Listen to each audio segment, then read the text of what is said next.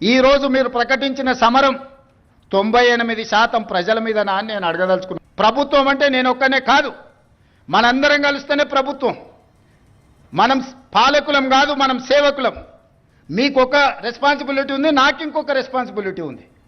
Different designation, హోంగార్డ్కి ఎట్లా బాధ్యత ఉందో, కానిస్టేబుల్కి ఎట్లుందో, హెడ్ కానిస్టేబుల్కి ఎట్లుందో, ఎస్ఐకి ఎట్లుందో, సిఐకి ఎట్లుందో, డిఎస్పీకి ఎట్లుందో, ఎస్పీకి ఎట్లుందో, అప్ టు డీజీ ర్యాంక్ వరకు ఎట్లుందో, ఎలక్టెడ్ రిప్రజెంటేటివ్ పొలిటికల్ ఎగ్జిక్యూటివ్గా మాకు ఇంకొక బాధ్యత ఉంది. కానీ మనందరం కలిస్తేనే, పంచాయతీరాజ్, రెవెన్యూ, ఆర్ఎండ్బి అన్ని శాఖలు కలిస్తే, పోలీస్ శాఖ కలిస్తేనే ప్రభుత్వం.